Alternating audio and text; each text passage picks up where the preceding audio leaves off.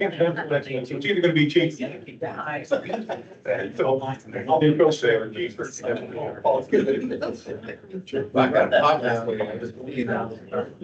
young enough for that. Okay, let's go. Hey, well, everybody, welcome. It is Thursday, April the 10th, and we have the quorum of city council members for this meeting of the Rome City Council. So at this time, I'd like to call the meeting to order, and I would ask for the invocation, sir.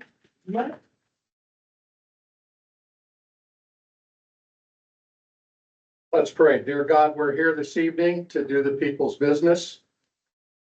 And as we deliberate, I pray that you'll be with each member of this council. May they be inspired to make decisions that improve the life of every citizen in our great city. We thank you for the privilege of service. And may we never forget the responsibility that comes with leadership. We ask these things in your Son's name. Amen. Amen. I pledge allegiance to the flag of the United States of America and to the republic for which it stands, one nation, under God, indivisible, with liberty and justice for all. Honor the Texas flag. Pledge allegiance to the United Texas, one state, under God, one and indivisible. Something down here. All right, at this time, Brooke, are there any public comments? No, sir. Okay, moving on. Announcements from the mayor and council members. We got April 12th is Easter in the park, and I believe we're gonna get an update on that in a minute. April 18th, the Good Friday, good offices will be closed. The 20th is Easter Sunday. April 24th will be our next city council meeting. May 5th is the next P and Z meeting, 6 p.m. May 6th will be bulk trash pickup, and we'll test our warning sirens, weather permitting, on May the 7th. May the 8th will be another city council meeting. May 11th is Mother's Day. May 22nd will be another city council meeting. And for May 26th, the office will be closed for the Memorial Day weekend.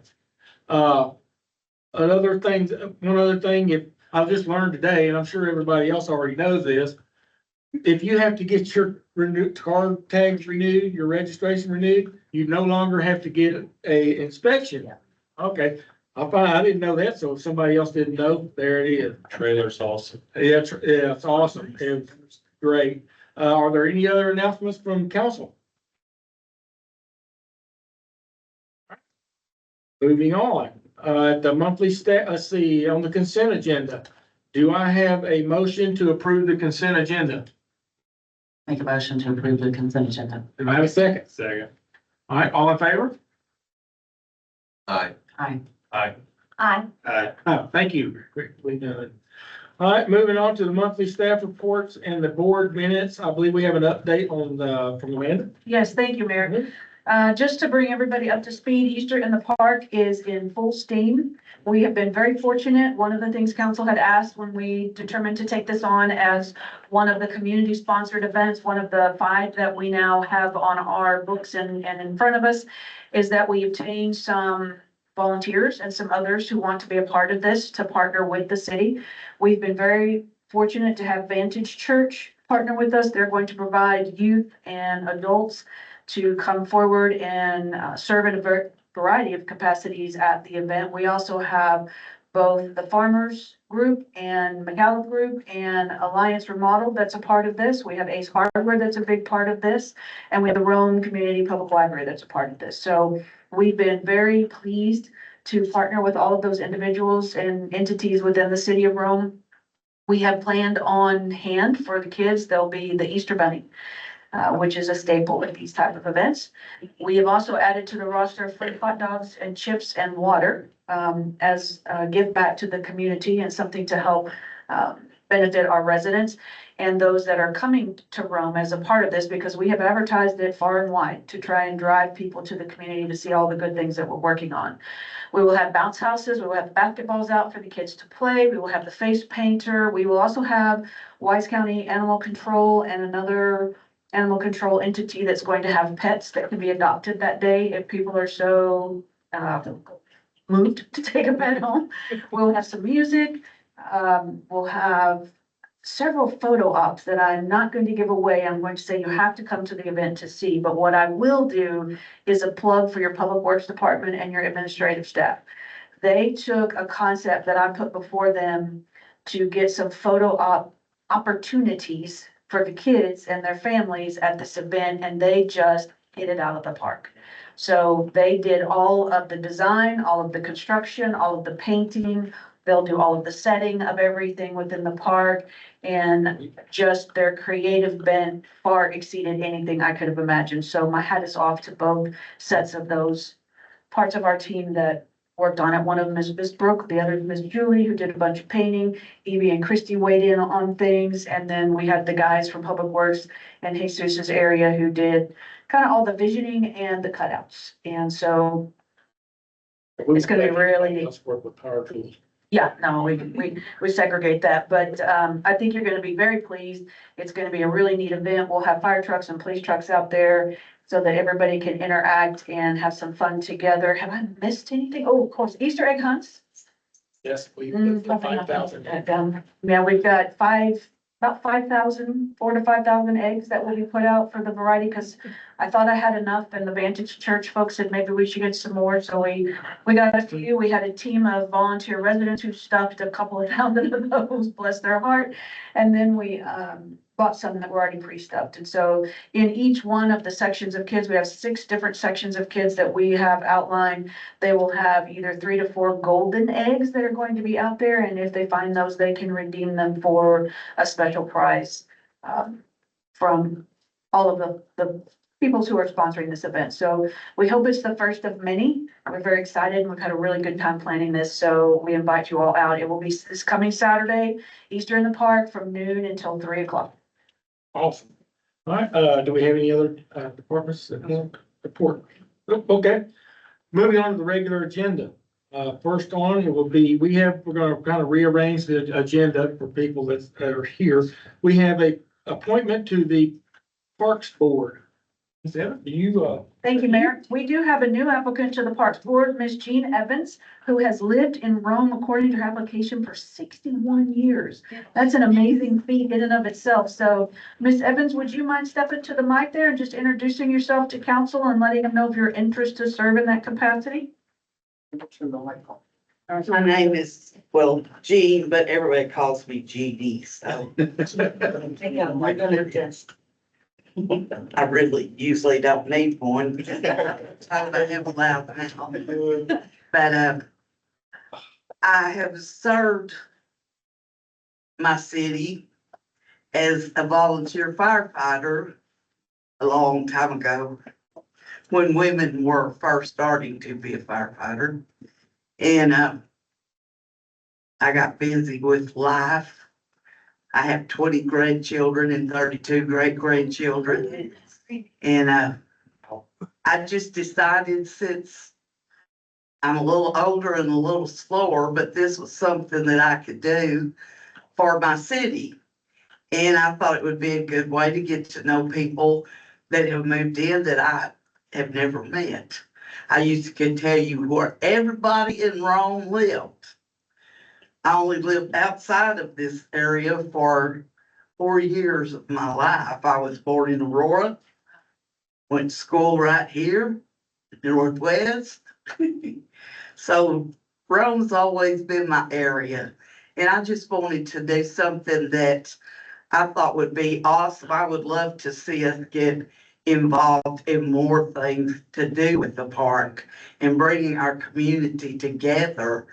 And there's no reason why we can't celebrate this wonderful little town. I agree. Anybody have any questions? Council? Just to give council an overview, Ms. Evans is the second member now on the Parks Board, so I just need one more to get that board up and running so that we can hold meetings, we can do some planning.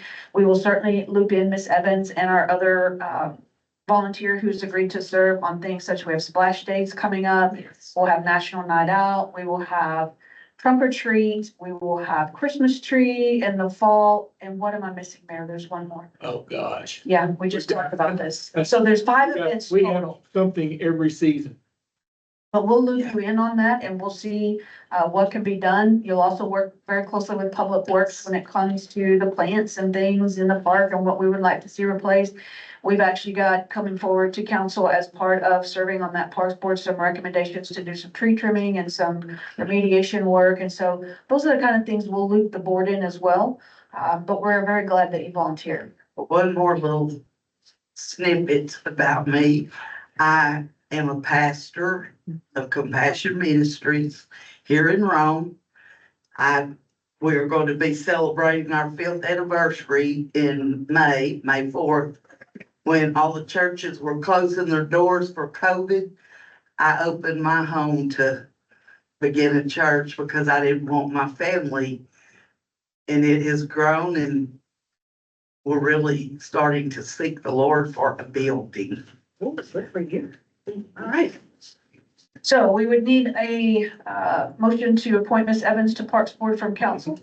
Do we have a motion? I move to appoint the lovely Miss Jeannie Evans for the Parks and Recreation Board. Do I have a second? Second. All right, all in favor? Aye. Aye. Aye. Aye. Thank you. Welcome aboard. We're glad to have you. We're Thank you. Ms. getting there Evans. one step at a time. Yes, we will get it. All right, That's keep going like we. that's one of Kyle's. Yes. So we'll just keep going. Okay, buddy. All right, next on the agenda is to discuss, consider an act on 13 verticals contract renewal. The new court software renewal. Thank you, Mayor. This is an existing arrangements that we have with i3 Verticals, Net Data, or DHS, depending upon which company name that it's going through. What I generally hear Christie talk about is Net Data as her court software. You'll recall that at last meeting, we talked about i3 Verticals. That was a different component. This is the actual master binder agreement that allows us access to the municipal court software over the next 5 years so that we can continue to process citations. With the approval of the previous agreement, we can enter those now from the electronic handheld ticket writers right into the system. So Christie's not having to hand key that information in. But this is, like I said, basically the kind of the hub of the entirety of the system. We have listed on your agenda commentary the cost for the next 5 years. We were able to get a negotiated price to keep and hold that steady so that it wouldn't fluctuate with budget years. So it's a total increase of about $19.95 per year based on the previous agreement. And we're happy to answer any questions, but it's fairly straightforward. So is this an improvement from the last, or is this just you're renewing it and Yes, it's ma'am. $2,000 more to renew it? Yeah, we're renewing. But is this going to a hosted solution or is it already hosted? It's already hosted. Okay. The only thing we have left on our internal server is Laserfish and our financial software. Okay. So I just had- we're whittling it down. I just looked through here.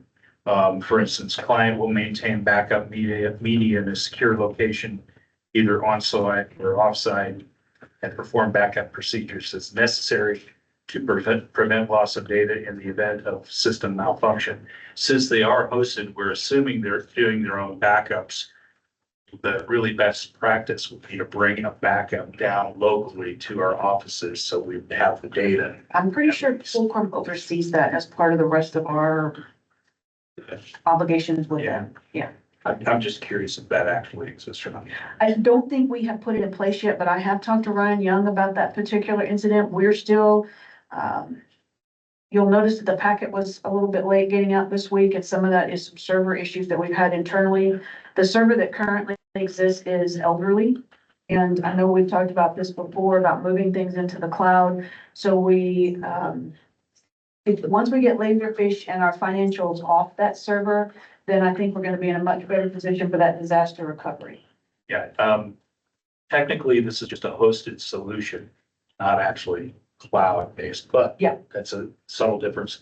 Now, I noticed they have 99.5% uptime guarantee, and I just want to make sure we're aware that that represents 2 days of downtime in a given year. So is that acceptable? I just question on that. I'm not sure that Christie's had much downtime with the system. It's pretty stable. It is stable, and when they do have downtime, they notify us that they will be down. And it's usually at least 5 days out. And, it's usually in the midnight hours. I noticed that we have one client license in this. What happens when you're not at work and someone has to do? I do have, 2 licenses. I have the office computer and I have a laptop. I actually have it in the car because I'll be at a conference next week. Okay. So I'll have the laptop with me, which has the system, but the, other one stays at the office. And if the office staff need to access the system, they can go in through the online portal and look up information for the defendants and help them at the window through that. Yeah, I just wanted to make sure one license was adequate. As far as administration or changing anything, there's only 2 licenses. And those 2 are part of the contract. Anybody else, just say, Brooke, who has messed with court in New Fairview, for me to get a license to have it added to her computer, it would cost Right. a bit. But yes, but that's why I keep that one in the office and I take the other one with me if I leave. And internet connectivity loss, this is potentially an issue not only with this product, but with all products. And is that, we don't have any redundancy. So. No, we don't. They might need before we cover something else. Well, yeah. I will say with my software, I've said so many times, I feel so sad sometimes for STW people because I have 0 issues. And if I have them, they're immediately contacting me and it's fixed.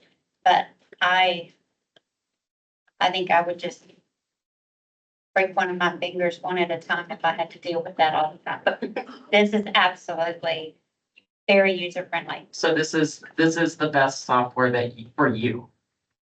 Okay. And I certainly. assume since we're reusing or renewing it, that it was something that you wanted. Any further discussion from council? All right, do I have a motion to renew the software license?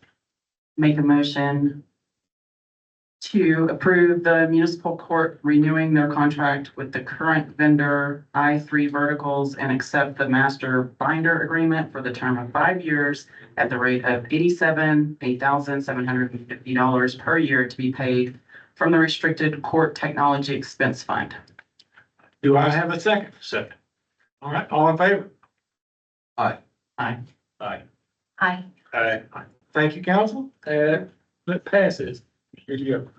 All right, moving on to the next item in the agenda will be our legislative update. As y'all know, the current legislature is meeting in Austin, and there is a number of things going on that directly can impact Rome in one way or the other. And we're trying to, I don't speak legalese, but Amanda's very fluent, so I'll let you give us a. Thank you, Mayor. You will see at your place, I gave you a handout of a variety of bills that are ones that we're watching. I will tell you this is a drop in the hat compared to what has been filed. It's my understanding that over 9,000 bills were filed. Yeah. This session, which is the most that they've ever had filed in a given time period. And of that, only 8 to 9% actually make it through the entirety of the process. So I'm not going to go through all of this. I left it in case you want to read about any of these. Some of these are not mentioned in the update I have for you online. I've pulled out the salient pieces that I feel like are very important to us that we are keeping an eye on as a result of the TML update that I had with them last week. We'll have one every month or every 2 weeks roughly going throughout the session just to keep us apprised. So go to the next slide, please. This is the TML has an excellent resource for any city to keep us up to date on the things that we may lose sight of or may not even hear about. If you think about your staff trying to keep track of 9,000 separate bills and whether they apply to Rome or not, that's just not something that any one city could do. That's not a Fort Worth or Dallas or Denton or Houston, et cetera. So I'm very grateful to these individuals who put on this presentation each time. If you'll flip it through, please, Brooke. There's our lovely capital. Next one, please, ma'am. So there are some regional priorities that have come as a result of the regional water district bill that we filed. The mayor and I have been very heavily involved in this. So the one through Andy Hopper's office is actually HB 3154. And the one through Ted Parker's office is Senate Bill or SB 1359. That has to do with the creation of the WISE Regional Water District that we sought funding from council probably 12, maybe 18 months ago, the $10,000 investment that we put in. We've been working on this monthly since that time that we actually allocated the money towards this. We're coming down to the wire. As you see, both of our bills have been filed. Both of them have been discussed at length with our representatives, and we have their full support to push those forward. So we're very grateful for their assistance. As the mayor has noted, we had a hearing Monday on the House bill portion of this that Andy Hopper has filed for us. There were several cities that went down Monday to testify. The mayor was not available and I had some previous commitments, so we were not able to make it, but there were several people from our regional group that went down, so we were well represented. For one thing, if you all go down in mass, what the legislature will do is they'll say, okay, you all pick a representative. You're not all going to get to talk. So just because 20 or 25 people go down, that doesn't mean 20 or 25 people get to have their 3 minutes at the mic. They'll have you pick a spokesperson and they'll consolidate it. So while it is very helpful, it's not necessarily something that's going to sway all of it one way or the other. We have had several meetings with our attorney. I think we briefly discussed with you that Mr. Pinkoffs and P&B have recently attended one of our regional meetings that we held in Bridgeport. And kind of at the 9th hour, in my opinion, brought up some language that they wanted to see added to the bill. They have contacted the developers lobbyists and they have become a part of this in Austin. Mr. Pinkoffs and his team was in Austin on Monday and they had their own folks to testify that they feel like our bill does not include what they title inclusionary language. And that mainly has to do with the fact that the bill was drafted and written and designed to be representative of the cities, the coalition of cities that formed this group. And in my interpretation of what I read of the suggested language that he brought forward, he wanted to have proposed language that would give him a seat for each district within his region, which is 5 water districts. And there was language in there to weight the vote of those 5 seats based on how many homes or LUEs, living unit equivalencies, that each district had. So he's essentially trying to take control Yeah. of the water They district. want to Correct. be able, their thing is they think that we're gonna shut them out and not give them any water. I'm like, which is completely idiotic. We're not, never, when we were developing the language for the bill, everybody got to look at it, everybody got to put in their input to the bill, but everybody said, yay, go verily, this is good to go. And that's when we all went to Austin. So, but then at the last possible moment, ding, they said, well, we might want some language to benefit that we want in there. So now we're having to rewrite the language because they can go down there and get it killed in the House and Senate, even though our 2 representatives are sponsoring it and are behind it all the way. I think we're gonna be able to work it out. We're talking about it tomorrow morning and then they're gonna go back down there next week for another committee hearing with the Senate. So there's a couple more meetings down in Austin to go over this thing. And my whole point is do not want to allow any one entity in the county to have a majority on the board of directors. Now, Everybody has a rep. isn't this the same individual that created his own water district with a single vote? Yes. Yes. Thank you. They have what's called municipal utility district, a MUD. And all these people out in the county doing all this development, they set up these MUDs so that they can get water, drill water wells and get approvals. But they're, like she said, it's gonna be 5 of them with just around here right now. And when you only got so many seats on the board of directors, yeah, we're not gonna allow that. We want everybody get one representative. That way there's nobody has a controlling interest on the board, so everybody's served equally. So we're working on it. It's been somewhat painful, but I think we're gonna get there. I think we'll get this thing passed because it's just a little tweaking, we've got to move from happy to glad. and get, and satisfy everybody, so I believe we're gonna get it. I believe that this council has proven a willingness to partner Yes. with the developers when we can. You know, it was very helpful last spring when we were talking about bonds, and Mr. Pinkoff's voice was very much appreciated and still is, and I hope his team knows that. I'm sure you're communicating that. However, asking to have that many seats and that much influence is unfair with this being a city-driven Well, endeavor one of the things and county-driven. I'd like to remind council is the purpose of local governments are to provide those public services to which you normally would not be able to secure on your own in a private market. If you think about government's role is not to get into the day-to-day or the weeds of your life. It's to provide police, fire, public safety services, those things that benefit the health, safety, welfare of your residents. A developer's water district is meant to develop property and make a profit. And they're not here for 40, 50, 75, 100 years like a local government is. This is my biggest point of angst and the biggest amount of discussions that I've had with the mayor is we are uniquely designed, all of the cities involved and the Walnut Creek Utility District and the second utility district that was added, we are all uniquely designed to provide those public services. Therefore, in my opinion, we are best suited as the type of entity to which this type of a weighty concern should be placed.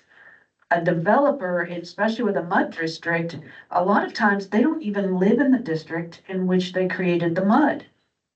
And that is one of the things that's actually in the legislature now, that if you're going to be a part of that and you're going to be voting members, the legislature is trying to require them to live in said district. Well, to me, if you are looking to provide a public service that benefits a broader group of folks, in my opinion, I feel like cities and special utility districts that are established and driven, that are not municipally, they're not a quasi-municipal entity that's driven by a developer. To me, that is a far more responsible way to approach regional water. I look at that no differently than I do police or fire. Mr. Johnson, you can't go out and drill yourself a commercial well in your backyard to provide your house. You need to tap into someone or an entity that has that greater good in mind and can leverage that in a regional approach and provide it to everyone. I understand, as the mayor was saying, that Mr. Pinkoff feels like he ought to have some voice. I don't disagree with that. The main thrust of the original conversation was that the districts in Mr. Pinkoff's area could be customers of the regional water district. That is absolutely a appropriate fit. So we are still tweaking the language. There is another district that is in the central hood area that is coming up that is also seeking to create a regional water district. They have some language that has been suggested by Mr. Pinkoff and his attorneys that may or may not be agreeable to our group.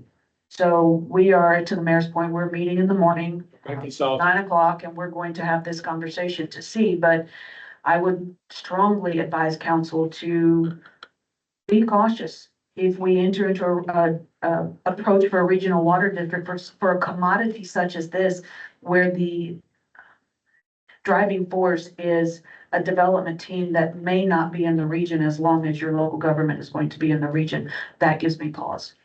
Well, my stance on this is if it comes down to them, it's being threatened with them having what they want on in our bill, I just think let them kill it and we'll start over, because I'm not gonna be held hostage to allow one entity a majority seat on the board of directors. We want equal representation on the board of directors, because none of us can afford $50 million to bring a pipeline across here in North Wise County. And with water, it's gonna take the whole, everybody. So if he I don't see it's unreasonable that he has that the builders have a rep on the board. A rep, not five. Hey, so we're gonna make the sausage and get this done. I think we're gonna do it, but worst case scenario, let it die. I'm not gonna bend over backwards let them have it. So that's where we're at on that one. Another bill that's going through the House and the Senate is what they call the shot clock bill for small towns of under 10,000 people. Right now, when they drop a plat or something that we have to approve, it's out in the county, we get 30 days? And, most of us don't have robust staff to get all the homework and do our due diligence to see if this makes sure to protect the citizens before we approve these things. And, some places don't even have a staff to do it. So after 30 days, if it's not approved, it automatically goes into effect. We're trying to do is, we'll go with 90 days, is it? Yeah, 90 days. That's reasonable. So that's going through the House right now. And the other one is the one where we have lobbyists like TML. They're trying to cut out elected officials being able to hire lobbyists to lobby like everybody else does. But TML does a lot for us. If they do this, TML goes away. Then we don't have a voice. We can't compete with the deep pockets that go down there and influence the legislature. So that's the big ones that we're looking at. And y'all have any questions? I've got a few things that we want to go over here on the governor's priorities very quickly. Property tax relief, as you know, is a big deal. School choice, teacher pay, water investments, etc. You've seen these, you've heard about them before. Brooke, if you go to the next one. The Lieutenant Governor, he echoes a lot of that. The mayor's talking about SB 19, about stopping taxpayer dollars for lobbyists.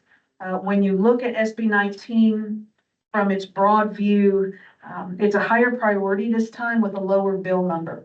And this has been picked up as something that is, some version of this is likely to pass or get very close to it. This has been, I know, in the last 3 or 4 legislative sessions, this has come forward to try and limit our influence.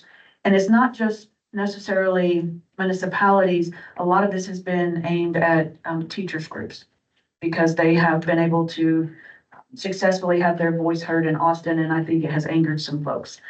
One of the interesting things that I will tell you about SB 19 is Tan Parker is a co-author of this bill. So I sent an email to his chief of staff today asking for some insight into why he determined that this was a good one to co-author. I did do some research on SB 19 and it does allow some carve out to where TML, TMRS, places like that are representative of your city's best interests do have some wiggle, if you will. There's still some allocations in there. So we will be watching this very closely to see how it goes through. If you'll go to the next slide, please, ma'am. So TML, as mentioned by the mayor, oversees quite a bit of things. They're watching those bills that would ensure that we try and maintain some measure of local control. That is another thing that has been on the legislative radar for the past 4 or 5 sessions is narrowing the focus of what your local government can do, which is a little bit interesting to me because we are the government closest to the people. You see folks sitting in your audience this evening that are very interested in what's going on within their city. And the local government should be an extension of the state government and the county government to help spread that messaging and to help. We're not their enemy. But often some of the legislation is brought forward that makes me question which side of that we're on with them. One of the things that Senator Parker has sponsored that you'll see on this is Senate Bill 830, which would raise our bidding threshold from 50,000 to 100,000. That would be helpful to us. If you'll recall that the skid steer that we just purchased, you would think that would generally be less than 50,000, but that actually went closer to 75. So in order to keep up with inflation, they are looking to change that minimum threshold from 50 to 100,000. Next slide, please. This is the one that's the real hot button. Remember I talked about SB 19? You can see all of these competing bills are some version of SB 19 in some form or fashion. Most of these don't allow for your governing bodies to have a voice in Austin, which is of great concern. So we will be watching SB 19 that you see at the top, and then all of the 8 of them that seem to be following suit in some form or fashion. Here's some others that will be interesting to our community as they relate to property tax. They're talking about potentially raising $250,000 exemption for business personal property. That's been reported from the House Ways and Means. They are looking to also move, if you'll look at HB 5490, they're trying to move all of our elections from May to November. I will tell you that while there seems to be a logical amount of convenience that goes along with this, that really allows your local issues to get lost in your state and your federal concerns. You have undoubtedly, Boyd had some things on their agenda the last November that they had to have a very concerted effort to go and tell their folks, be sure to go all the way down. And I mean, all the way down the ballot.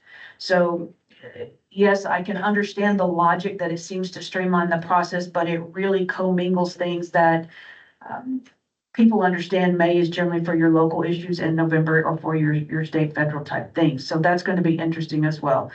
You'll see several of these bills have the last name of Betancourt beside it. For those of you who are not familiar, Senator Betancourt is a representative out of Houston. He's very active again this session, and he has a particular record of paying close attention to taxing jurisdiction. He is a retired Houston tax assessor collector. And so a lot of his bills are aimed at limiting your ability to assess a tax rate, to rebate a tax rate, anything that you want to look at, he really focuses in here. He is also the chairman of the local government committee. So I mean, it makes sense that he's going to focus on local government, but it's a challenge sometimes to get through some of the things and understand the reasoning behind. If you look at HB 5490, as mentioned, that does limit our elections from May to November. If you look at SB 2478 and 3026, that's further restrictions on our ability to issue debt. My opinion in this is that we as the local agency, as you heard me say before, are the ones that is closest to or most familiar with our own community, and therefore we are better suited to make those decisions than a blanket coverage from the state. That's just my opinion to you all. When you look at the supermajority votes that are being required in some of these by 75% of council approving GO bonds, etc., the problem is if one of you is sick, I may not have a supermajority and then I have to reset everything. Well, if that's the case, I have certain timelines from which we can post a public hearing. We only have so many days to hold it thereafter that public hearing. And life happens. If I miss it twice, I'm likely going to miss the entirety of the fiscal year. And I don't know that Mr. Betancourt quite understands those nuances of all of the internal workings for small communities. Kind of continuing on that, when you look at this slide as it relates to debt, this continues that particular removal of local control. There's currently a 3-year waiting period when we go and issue COs if they are not approved by the voters. Mr. Betancourt is advocating that that now be a 5-year period. So if you'll recall, when we talked about the bonds that we issued this previous May or this past May, if they had failed and under Mr. Betancourt's new requirement, it would be 5 years before we could go back to the voters versus the 3 years that it is now. Now, my professional opinion to you is in 12 months, a lot changes in the city. 3 years is a really long time. I really cannot fathom what a 5-year wait is going to bring to a local government when you all know how quickly, if our West plant had failed and we have to wait 3 years, that's going to be hard enough. If Mr. Betancourt's bill goes through and we have to wait 5, it probably would have fallen apart. I mean, there's a lot that could happen on that, so I don't quite understand the logic behind that. So I do think that a lot of mayors, some of the things that he approaches have to do with the bigger cities that he's used to dealing with, which I get that. I've long advocated that bigger cities have a different framework, a different course of business than any of your smaller cities, but there are far more of us. So carve out your legislation to target those cities that are in population of 250,000 or more. Don't try and put this blanket over the entirety of the state when you're not real sure how that's going to affect everyone on down the line. Next, land use and density. This is a very interesting set of bills that we're also watching. I don't know if you'll recall, but council has dealt with this before, the idea of an ADU or an accessory dwelling unit. This is on here a couple of times where that would be allowed by right. So anyone who has a home or a lot within your city limits is allowed to add an accessory dwelling unit if these things pass, whereby they basically have double density just by putting an ADU in the backyard. That has potential for impact on your water and sewer and your parking that even hasn't even begun to be analyzed, let alone the displeasure of the neighbors. So, Y'all know what an accessory dwelling is, we're all up on that, right? Okay. so again, in my opinion, I understand their concern. They're looking at affordable housing and places for all the people that are moving to the state of Texas to live. But I still feel like that your local government is best suited to make that decision. You're not gonna change my opinion on that. So, going to the next one, please. When you look at land use and zoning changes, these are some of the ones we've talked about before. When you look at the zoning changes sections, this would greatly increase our costs. The first bill would require us to send certified mail, all of those that are within an area for a zoning change request. And the second one would change that 200 feet to 1,500 feet. So it more than quadruples the amount of notices that we would have to send out. So that is an administrative That'd be a challenge. sunk cost. Correct, and not one that we're ever going to Never recoup. get back. When you look at the zoning protest, to move the protest level from 20% to 50% will certainly make it harder for communities to protest zoning changes within their entities that give them some concern. Again, this is all a removal of local control based on certain things that have happened in some of the larger cities. One of the more interesting ones here on the zoning change on the lawsuits, this is not at all favorable for us. This bill would actually remove our immunity from suit under this chapter, and we could be liable for attorney's fees as well as lose the suit in and of itself. It also requires judicial action for enforcement. So I don't know where this one's going to go, but it is on our radar as well. Next slide, please, ma'am. Here we see Senator Betancourt sponsoring bills that would limit our ability to oversee development in our ETJ. You see he has 3 of those top ones, 4 total on the slide. Senate Bill 1509 restricts us from regulating items in the ETJ, but allows us to provide services. I'm not sure at that point, why would we want to provide services if we have no oversight? That is really a little bit of putting the cart before the horse, in my opinion. When you look at Senate Bill 2522, this restricts us from extending certain, now any ordinances and regulations into the ETJ. And interestingly enough, it strikes out a lot of language that would allow any type of oversight on things like road access and control, groundwater use, drilling wells, etc. So I don't know the logic behind that, but we will be watching this one as it moves through. May not be many things that we can do, but at least I can report out to you as to what changes may occur. To the next one, please, ma'am. More as it relates to land use.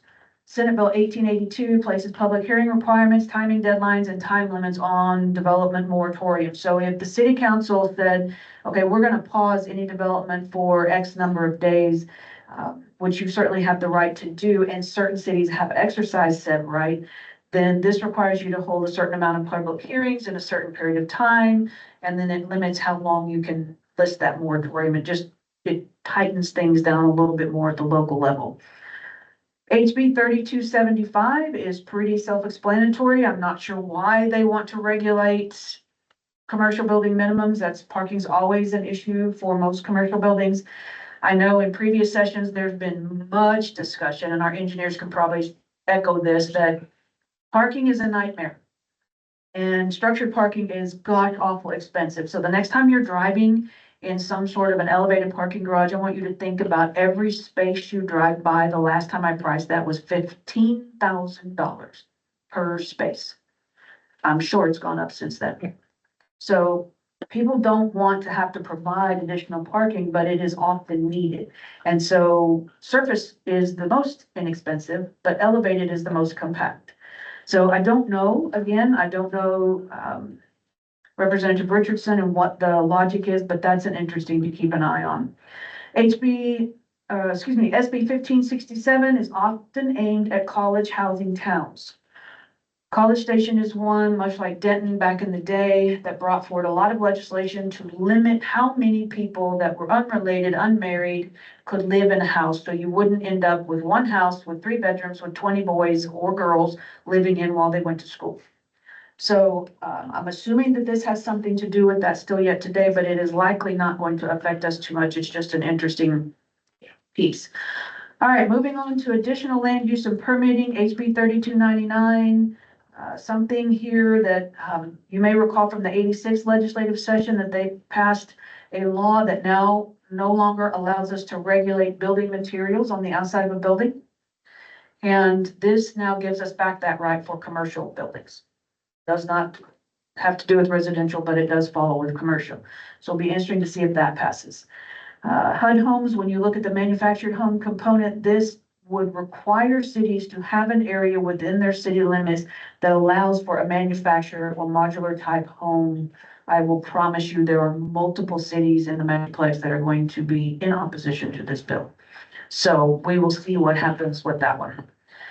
Then when you look at super preemption, which is even more fun because super preemption bills are those that are aimed directly at limiting your ability at the city and county level to enact local ordinances.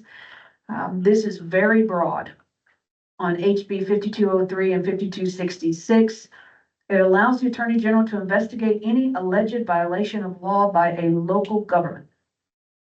That is the language as is in the bill, and to me, that is as broad as a brush if you can paint.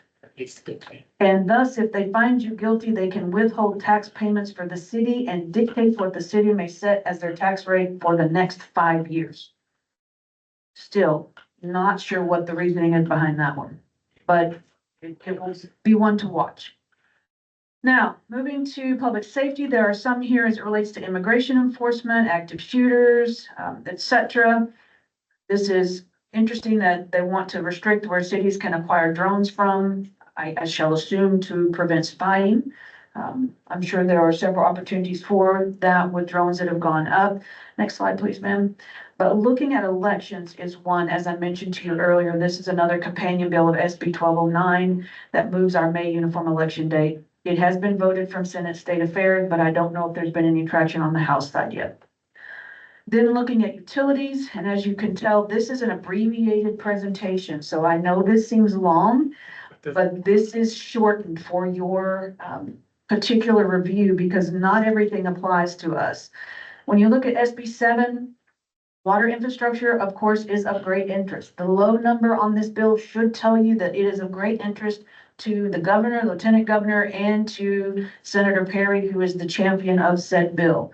He has, from our understanding of going to Austin, he has become the touch point for everything water within the state of Texas. So he created that new water supply for Texas fund, and they are hopeful to really roll that out going forward, which would be very helpful for us given our regional water district. When you look at HB 4272, which is on here on telecommunication line relocates, and SB 2015, its companion on the Senate side from Mr. Betancourt.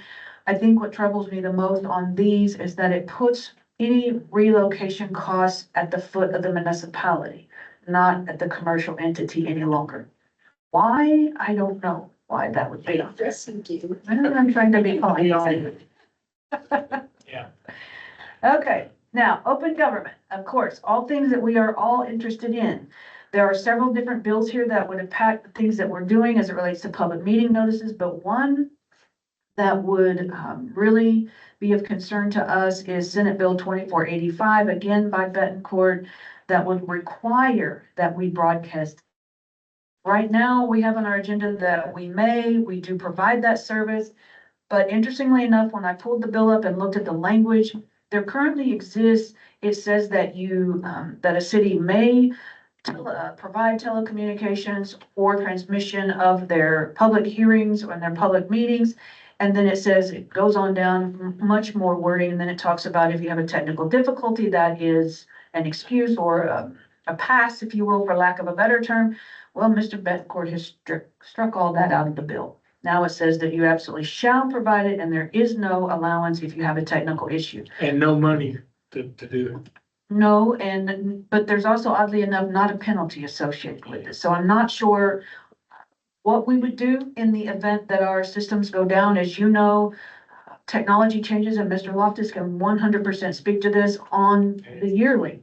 And it's not an inexpensive process. So if that passes, when we have a problem with broadcasting, I don't know I don't know what the remedies at that point will be, but there's also one going through that allows us to post our public information and our notices in areas other than the official record, newspaper of record, which would be wonderful. We could put that on our website, on social media, and we would not be bound by, oh my gosh, if we miss the publication date for the Messenger, which is our newspaper of greatest circulation, if we miss their publication date, I may miss getting it on one of your agendas. Yes, so we have, that would give us a win, and that would be a great thing for the cities to have. Would you look at the next one, please, ma'am? So then looking here at a couple that have to do with city administration, Senate Bill 2823, it's very vague. And I'm not sure what is, well, let me rephrase that. It is very vague. This particular bill removes the material compliance bill, meaning as it relates to providing immunity for personal injury, property damage, or death arising from the design, installation, construction, repair, and maintenance of traffic management devices or streets that is the approximate cause of personal injury, that now the cities are liable, not the contractor. I don't, hopefully that doesn't pass, and this bill was previously bracketed towards tech stuff, and that has been removed. So I'm hopeful this has a high number, and I'm hopeful that it doesn't get heard. There are some other bills as it relates to city administration that are near and dear to most any city manager that is worth their salt, that limits the amount of compensation that cities themselves are allowed to pay to their city administrators or city managers. There are also bills going through that would limit the amount of severance should there become an issue with people in my position. I will tell you, if both those pass, that is going to be something that will impact people who apply for my job. This is a very difficult job to do. And when you don't have some stability or some understanding, when you have a new council come in, or you have a council that becomes extremely politically divided, the person in my role is often seen as one that needs to change. If it's not by fault of the person in the role, they're generally, for someone who's professionally driven, you have a contract that protects you for said separation so that you can find additional employment. This is an executive level position. In case, I know there've been some questions in the past, but we're dealing with a multi-million-dollar budget and a corporation that has about 30 employees at this point and owns a variety of different buildings and assets. So the person that you hire for city manager, whether it's me or anyone else, you need to make sure that they are rightfully qualified and they can advise you, and that they are willing to carry out the things that you want done on behalf of your community. If the state steps in and starts telling you how much you can pay them and how long you can negotiate a contract with them, that is going to hamper your ability in the future. So I'm just putting that out there so that you are aware that that is an issue that's being watched as well. This is not the first time it's come up. A lot of these things have to do with some of the terms that you've seen in California, where a public servant, be it in the school district or in government, walks away with $1 million severance. I can understand their concern, and I can understand the public's interest, because it should be equitable for what you're getting. Just be mindful that this is a difficult job. And this is something that you want to make sure whoever you hire for it, whether myself or someone else, has those values that align with yours and has those skill sets that you need, because one badly negotiated development agreement can impact this community for, I don't know, 40, 50 years. And we are dealing with some fallout from a development agreement that was negotiated in the 90s with Mr. Pinkoff's development, that if it was to be negotiated today, I venture to say would look very different. Big time. So that's an overview. We will keep you updated as we go through. Okay, as you can tell, there is a concerted effort to destroy local government in this state. So if you guys, our House rep is Andy Hopper, our Senate rep is Tan Parker. So there, you can go on the Texas government websites and send them all notes. Let these people know, because there's a lot of stuff going through that building right now that impacts your pocketbook. So that's why we're trying to stay on top of it, let them know how we want them to vote. Moving on to our next item on the agenda will be discuss, consider, and act on updating the Laserfish to the cloud. Thank you, Mayor. This is an item that we have discussed in the past and even as recently as this evening. This is one of our last components that we have on the server that is housed, as they call it, on premises, and we are hoping to move this to the cloud. I have listed the cost there. The first year would be $8,500. We will get a trade-in allowance of the current system that we are using. And then, so the 85 is not the actual cost for the first year. That's if we were just to walk in today as a brand new customer, that's the cost. So I would expect that to be at least a couple of $1,000s less for the first year.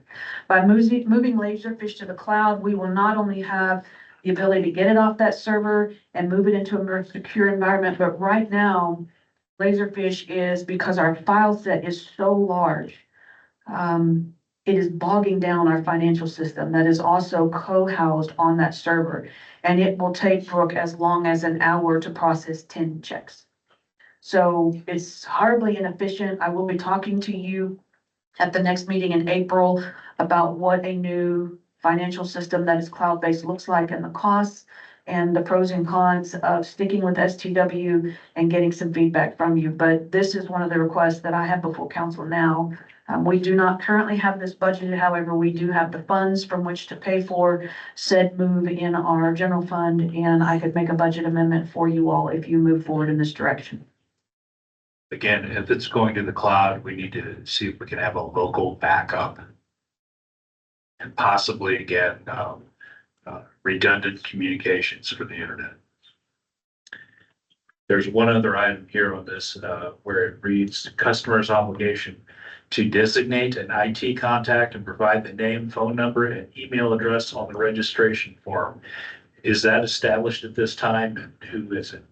Generally, Brooke has been the contact for Laserfish. Good, because I want it to be someone from Rhome, not from. Oh, no, it's not from Fulcrum. No, it's from us. Okay, so this says that there's a public portal to host public records and all training necessary. Is that something that it's gonna be available to the public, I'm assuming? It depends on how public we want to make things. So I would like to get Laserfish where once we get our records cleaned up within their system, that we can turn outward all resolutions and ordinances and agendas, et cetera, that are not housed necessarily on our website, but are linked from our website to Laserfish, because that is our official repository. There are other component pieces of Laserfish that we can purchase that give them access to other things, but that's not included in the base price. Okay. Like there are some components that you can put some of your financials out there. And there are transparency awards for financials that you can achieve through the government GFOAT. But I will say some people are a little cautious to do that now because they've had some scams with people taking financial information and obtaining access to accounts, et cetera. So the finances, I would hold back until we're a little bit further along in the process, but the ordinances and resolutions and agendas and minutes, we would want to get all of that interactive and searchable on Laserfish, or we could put it out on the web. I noticed there's one license associated with this also. Is that adequate? That's a great question, Mr. Maltus. I think we might have to, I think we have more than that because we have more than one Yeah. person that belongs. Paperwork just says. I'll check with her, but we've got lots of people in Laserfish. I think it's just a main user agreement and then there's sub users underneath it. And you mentioned that our data set is pretty large. Yes. Because this is showing 100 gigabytes per user.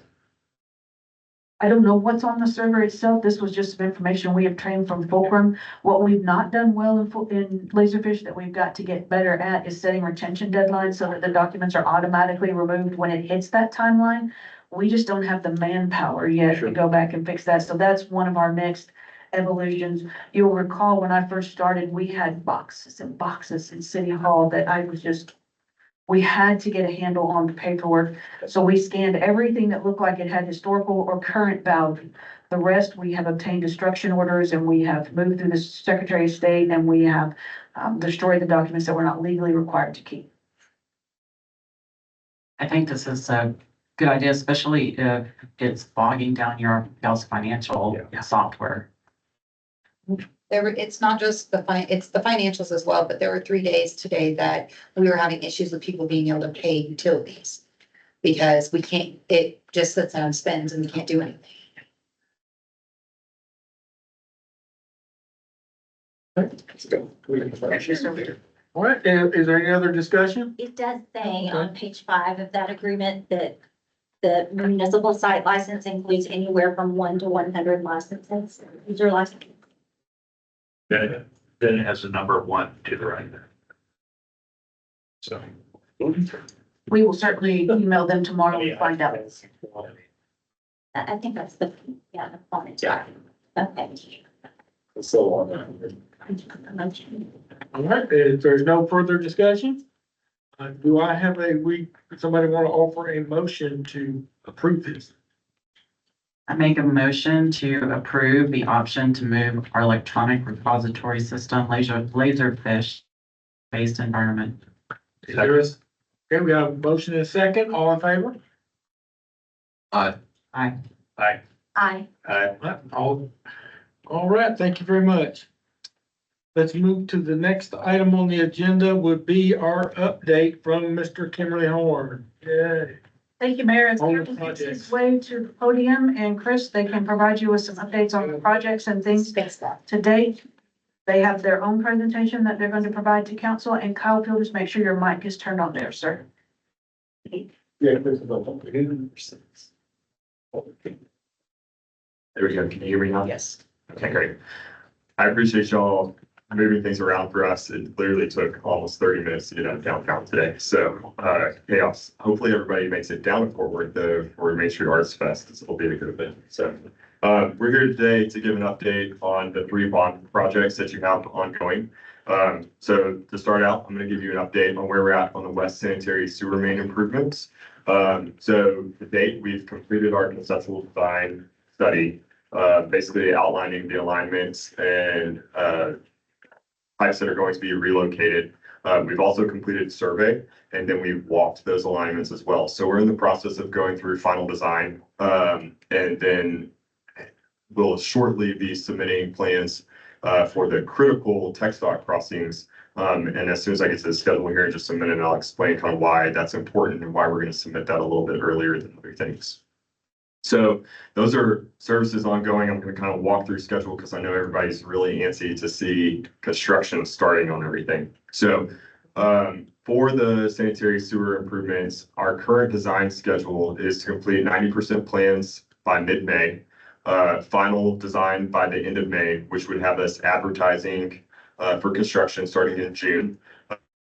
Typical, it's a 4-ish to 5-week advertisement schedule to ultimately open bids on. And then that would put you beginning construction in July, allowing for about 10 months of construction timeframe. That would be completing everything by May of 2026.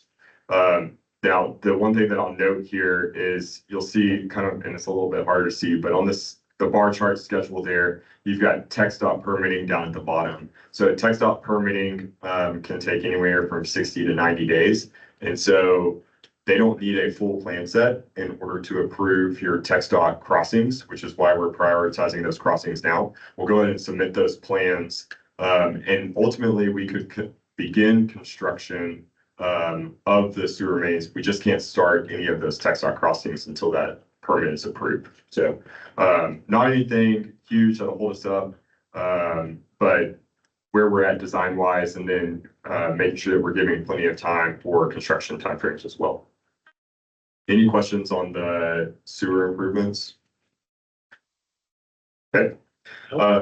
So moving on to the water well projects, we've had quite a bit of action that's happened over the past month and a half since we were here last, and almost all of that has had to do with our permitting through Upper Trinity Groundwater Conservation District. This was a huge hurdle to get through in making sure that the wells that we were proposing would not only be passed from a permitting perspective, but then also understanding what our maximum operable drill rates are going to be.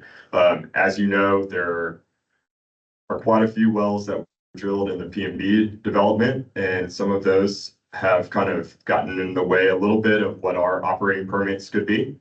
So we worked very closely with the Groundwater Conservation District to make sure that we could maximize our well sites, as well as depths locations, and then the maximum GPM that you could get out of that. At the same time, we also went ahead and increased the operating permits. So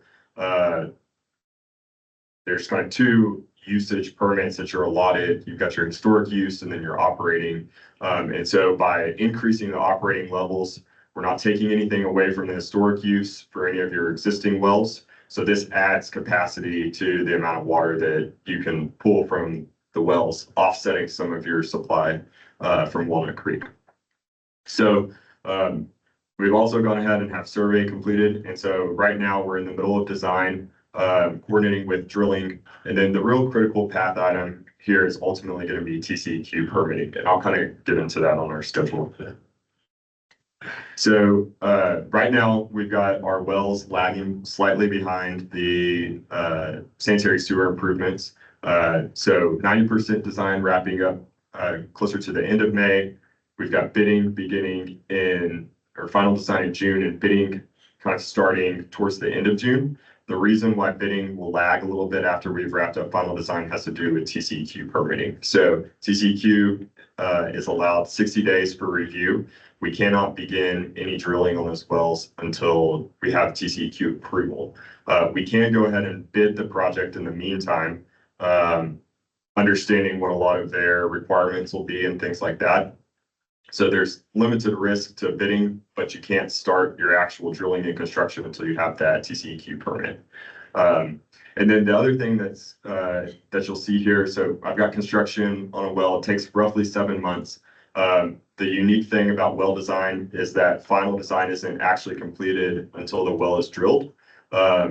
So we have an expectation of how much water we can get out of it. You don't know until the well's been drilled and you can actually test it to see what it will produce. So there could be some modifications that end up happening on the back end to some of your pump sizes and things like that. Some of the well casings. And so there's some final design that gets wrapped up once the drill's physically drilled. The other thing that happens on the tail end of this after construction is completed is you'll actually resubmit to TCEQ for your use permitting. And so that's saying, hey, TCEQ on the front end, this is what we expected. Here on the back end, this is what we're producing. This is what was installed. And then they still get 60 days to review that. So you'll have a lag time before you can actually bring the well online, even though it'll be constructed. That TCEQ has to finalize and approve that use. Have you ever seen them deny that? No, I don't think that'll be an issue. I mean, the big thing that'll come up is, you've got a couple of key things that could have changes. It's your water quality that comes out of it. So similar to what's going on with well 6, where you have higher levels of radon. So you may have to modify some of the disinfection that happens out of the well. And then just, you're giving them a final set of what your plans actually look like versus what you gave on the front end, because we're basing that off of our best knowledge of the geologic formations and what we think a well could produce. And then you have real data that says this is what a well can produce. Okay. So they look at it on both ends. Thank you. Any questions on the water well projects? Missed somewhere. Oh, you're talking about bidding. What's the bidding part of it? Yeah, so bidding is where we actually go out and get a qualified contractor to complete the work. So the state requires you to advertise publicly twice. So our standard bidding schedule is we advertise in the paper, so that happens on a Saturday. So you advertise the first time, you wait a week, you advertise again. Typically, we'll have a pre-bid meeting the following week. And then we usually give a week in between, and then we open bids at the end of that. And so that gives contractors plenty of time to review the plans, ask questions, and then ultimately submit a bid package that gets opened where the state requires you to choose the lowest qualified bidder. Is there a liquidated damage to where they bid a certain time and they don't make it? Yeah. You may have lost the battery on this.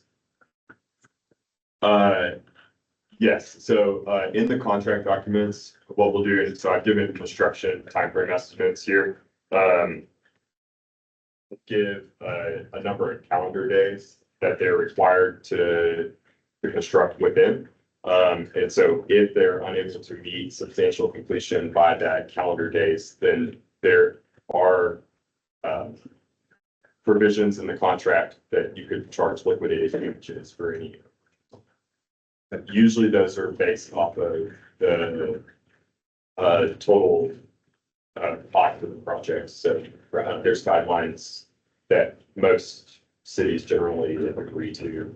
That would be considered acceptable. Any other questions?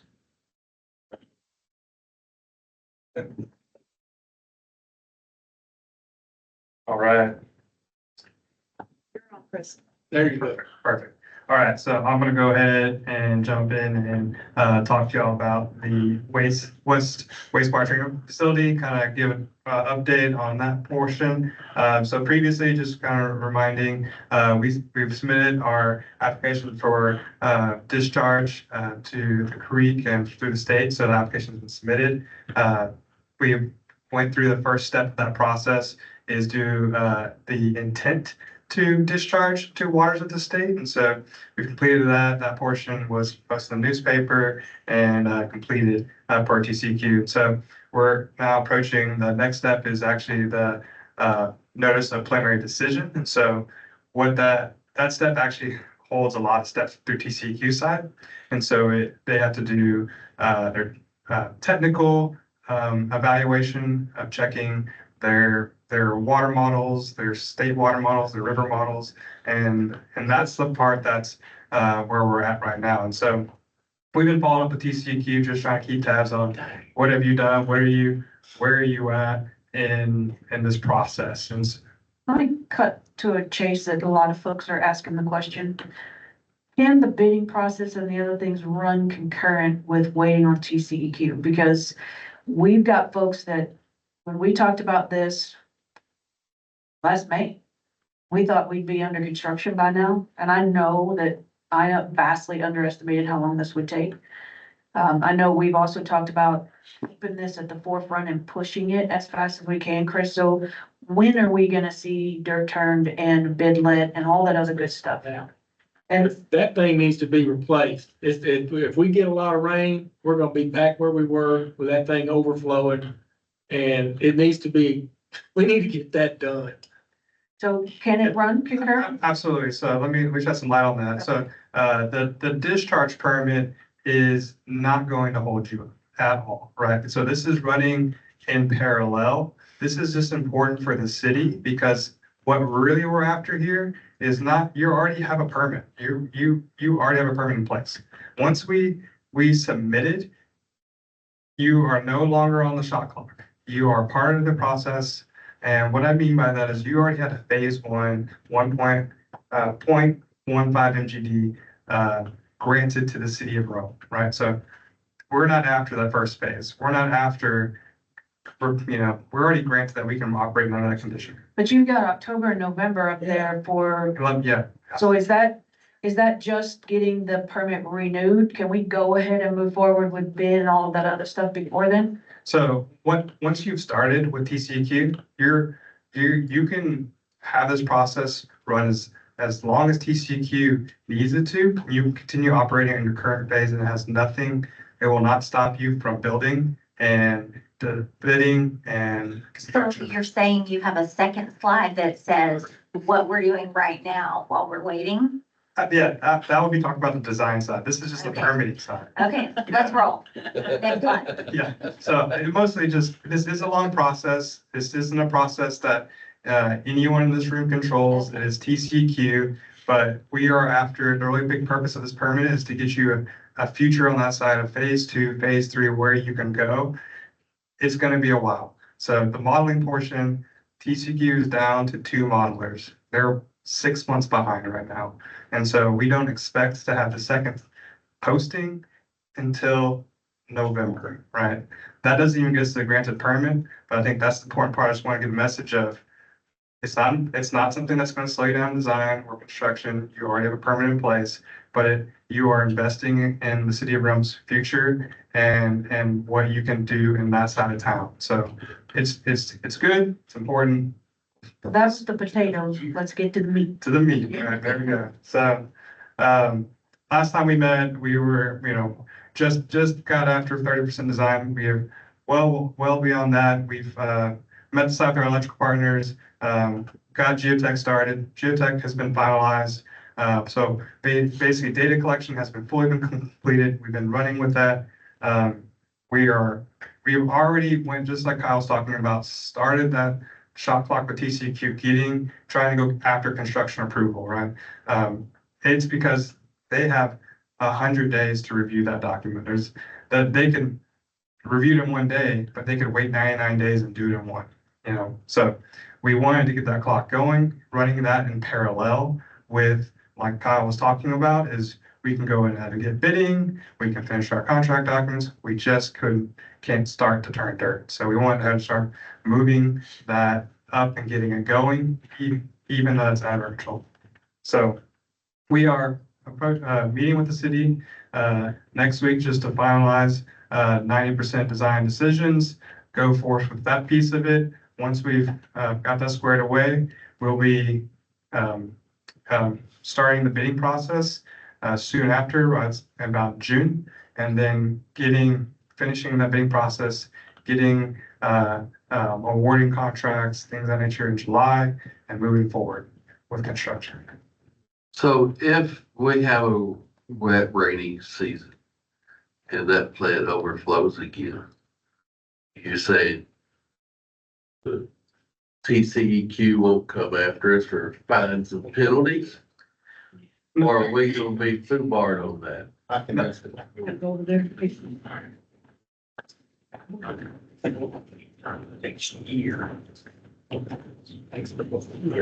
That is a great question. So while we're in construction and design phase and everything, the plant, we're still authorized and, we gotta maintain our compliance, which means we still can't fill samples. We're not supposed to overflow.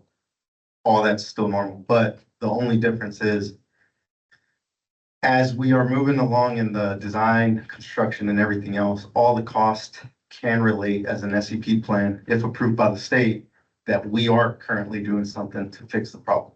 So I'm not saying they're gonna come after us, but there's more room for allocations and stuff like So if that. they assessed us a fine of $25,000 and we have $20,000 worth of expenses that we can show that we are ameliorating the issue or we're getting rid of the issue, then they will often give a credit for that and it reduces the fine we paid at TCEQ. Jesus is in conversations with them now for fines that they have levied for last year's overflows that we dealt with and paid for all the trucks and all of that. So he's negotiating with them on said, it's called a SEP.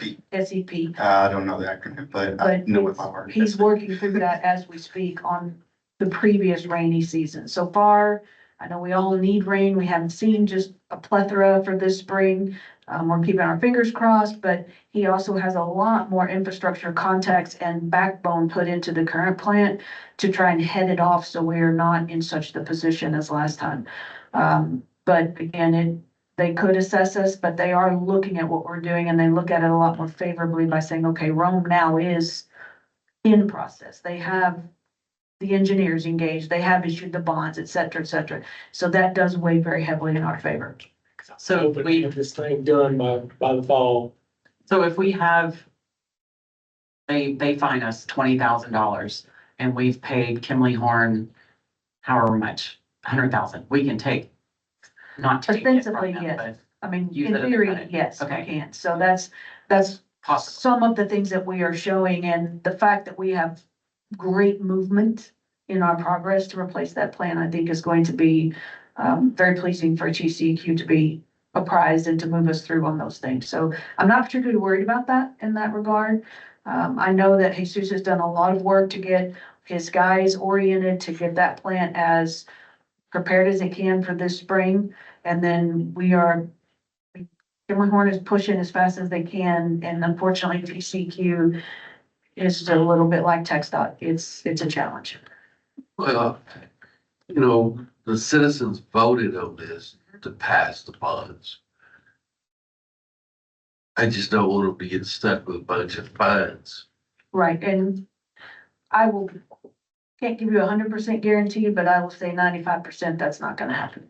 It looks like we've taken good faith effort. We've made a Yes. good faith effort to try to correct the issue. I get that, but what I was asking him a while ago, once the bids are done and you have a contractor and he doesn't make it on time. Right. I understand rainy days and stuff gonna slow down and you put that in your contract. But after that, then they're Liquidated damages. responsible for the liquidated damage. We can certainly talk to Carvin about that in said contract. Well, that kind of makes them want to speed things up, but they It have does. to start paying for it. Mhm. It sure does. I see your eyes. You want to Yeah. speak to that? Yeah, so I'll add one thing to liquidated damages. It is, okay. In my experience, it's very rare that cities actually chase after liquidated damages. Oftentimes it's because you actually have to prove out that there was a damage, if you will. In this case, because of the nature of the treatment plant and because of the overflow issues that y'all have and the way that that ends up with fines with TCQ, you have a very strong case for chasing liquidated damages if and when that may become an issue. And two, the other part of that is while those are generally speaking, those are set based off of the overall price. And so the higher the bid package, typically the higher the liquidated damages are. But sometimes you can go off script and make them even higher if there's a bigger issue at play. And so that may be something that we would want to consider in this case is that liquidated damages may actually be a larger deal. Now, the one thing that I'll say to that is sometimes contractors just go over regardless. They're not going to meet it anyway. And then you end up in somewhat of a little bit of a battle with them to try and get that because really all that comes back to is money back in the city's pocket. Yeah, some of them bid, give you a price, they win. They don't even move in 3 months because they're trying to tidy up where they're at. Yeah, and Or they'll start to make it look good and then they bail out to tidy. So they're losing time. I don't want that to be on us. That's on them. and I can almost promise you on a project like this, they will take the full amount of time that's in the actual construction contract. And I know y'all are anxious to see dirt moving. But again, in these types of deals, there's a lot of upfront shop drawings and submittals that all go into this contract. And so even once we do have a contract awarded, it may still be another month or two before a contractor even mobilizes to the site as they're preparing everything on the front end. And none of this is meant to concern y'all or anything. This is part of a normal process for this. So, I was here 3 years or longer ago when the bond didn't pass the first go, and Amanda was talking about how big of a deal that could be. And unfortunately, some of this is, this is the fallout of what happens when those types of things don't come around. So, Well, I've been in construction for over 20 years and I know how they work. And if they're going to clown around and not get the work done, then I don't want to pay them. I want them to pay us. Is there an opportunity to incentivize a contractor? Or is So yes, there are ways that you can structure a contract where you have, while you have liquidated damages, if they don't meet the timeline, you can provide incentives if they do meet a shorter timeline. I'll say in y'all's case, we probably wouldn't recommend that, for a few reasons. One, I've been told specifically by multiple contractors that realistically, it doesn't sway them a lot. Especially in the current economy with the way the construction work is going, everybody's got more than enough to do. And so they're going to take as many jobs as they can. So you've got that. The other piece that I'll say is, treatment plant equipment is going up constantly. The prices that we were looking at, 4 or 5 years ago are significantly more today, right? And just knowing there's multiple processes and things that your TCEQ permit's going to require in the future. And then trying to get as much equipment for your operations staff as possible. We want to maximize those dollars towards equipment that goes on the ground. And so I think that there's assuming that we can take care of some of the TCEQ fines, if some of that happens, that there's a benefit to having a little bit of patience in this. And making sure that we're putting all the money towards stuff that will go on the ground as opposed to speeding up our process by 2 or 3 weeks. All right, can I ask you to come back to the mic? I'm sorry, Chris? Yes, Chris. Okay, so is there another slide? I don't think so. Okay, so I think kind of to speak, I don't know if this is the kind of the mayor's point, but if we go back a few slides. So when we were talking about the water well improvements, it's very clear when the bidding's gonna happen, when the construction's gonna happen. And so I think when we look at your slides and we don't see when is bidding, when is construction expected, and we hear you saying, well, it's probably gonna be in June. Well, but we're hoping for a little more transparency. Our citizens are asking for some more transparency. So that would be our ask for the next time Absolutely. I can do that for you. thank you. And so do we think that dirt will be turning maybe in August, September timeframe? Contractor, like when they'll still have quite a bit of dirt work to do on the treatment facility. There's no getting around that. They're gonna be moving, they're going to be ordering equipment at the same time. They're gonna be running a lot of things in parallel. So they will be getting out there to mobilize and do their erosion control, things of that nature. It's a long process because of the equipment and nature the lead times are 9 months just to get a generator or treatment facilities. So it could be past September, or it could be. I don't know if next that's year. what Chris is saying. Okay. Let me try and clear that up a little bit. It could start in September. It just depends on then how far quickly thereafter the dominoes fall. This is a package plant, so we're buying the entirety of the plant to come on site to be built there. We're not having to necessarily order in separate pieces and all of this for it to get there, but there are some delays for the larger component pieces that we are looking to put in. But they will do the other things around it while they wait for that piece to come in. I think the vendors are going to be, this is a multi-million-dollar project. I don't think they're gonna treat it lightly. It's just taking longer than we anticipated for a variety of reasons, including the fact that we didn't get the bonds. And this was anticipated. They weren't going to sell until October. So technically, we've been in process technically on this for about 6 months. To do the engineering, to get the TCEQ permits and all of the other things that go in. I just think that we were, myself included, very optimistic in the timeline and had given some reported dates that we could, let's get going. And there's apparently a lot of details that I had to work out. It looks to me like the bottom line up front, we should have a new sewer plant ready to rock and roll by this time next year. Is that realistic, or at least hopefully have it built? Calendars. I mean, I'm just, By this fall, I would say, Spitballing. I would say fall of 26 by the time we're looking through everything. Now, I would like to see you go back and rework these slides and put in the Gantt charts that Kyle has in the first few, please, so that I can use this as publicated materials for our residents, because I've been promising the mayor that I was going to put out something on the bonds, and we've not had anything substantive to put out as to the progress. So if you could go back and put in those Gantt charts and get it to me in the presentation form, then I can use that as a visual for residents, because they don't spend all day in this stuff, and they want something that's easy to glance at and go, oh, I get that. And then they can move through. So if you could send me that next week, then I can use that as materials for our residents.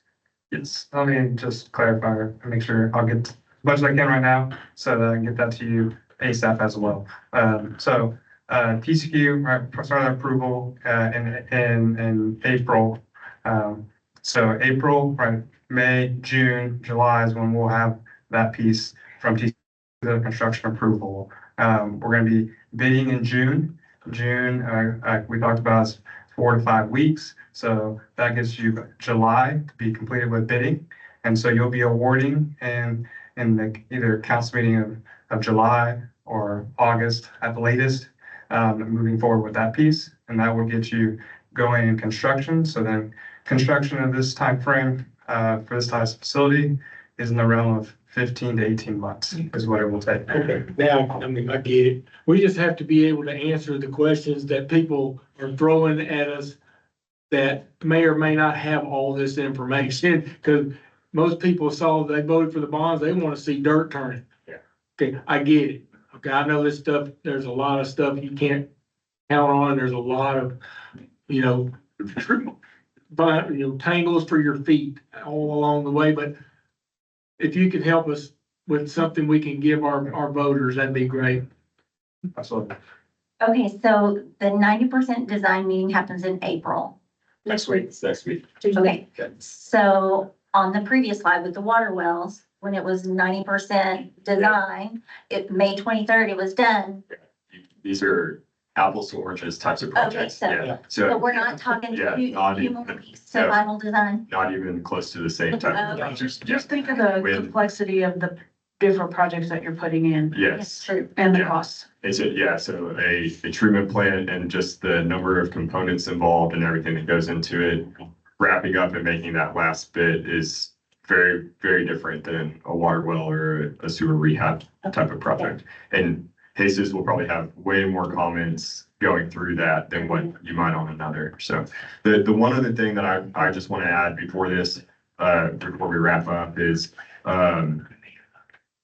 we spent a lot of time making sure that the infrastructure we're planning is not just an immediate fix, but is also well thought through for your future, right? So one of the things that Chris was bringing up earlier was the discharge permit. That was his first slide, right? And a little bit of some of the changes that happen to that discharge permit is really planning for future expansions of your treatment plant so that it's all in the right place, the way that it needs to be. So, while it may not look like there's been much thought or things going into it, there's a lot where taking the time to actually think through really ends up saving you money and time wasted in the future to make sure that we're doing the right thing for the city in the future. So.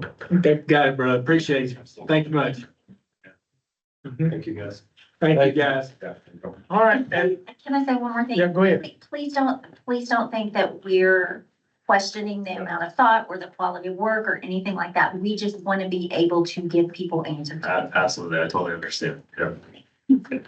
All right, thank you guys very much. Moving on, we have, item number 6. I believe we need to table that item until it can go before the planning and zoning commission. Yes, sir, that is correct. And once we can do that, we'll bring it back.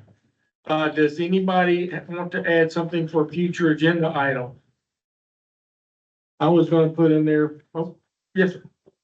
Anything on, the guy that came in was talking, No, sir, that's gonna take me a couple of months to research and get some information together before we can bring it back to council. just I wanted to get on back burner. It's on my radar, yes. Yeah, cause Yeah, were you here at the last meeting? No. Yeah, so the wheels are turning. I would like to add one thing to the agenda, maybe is a discussion about, for our future, another water tower. Because if we ever have to take this one down for maintenance, which it's already past due, how are we gonna have water pressure? And, this is something we need to talk about and start planning for. So other than that, if nobody has anything else, do I have a motion to adjourn? Motion to adjourn. And a second. All in favor? Aye. Aye. Aye. Thank you guys very much. Meeting is closed. Oh.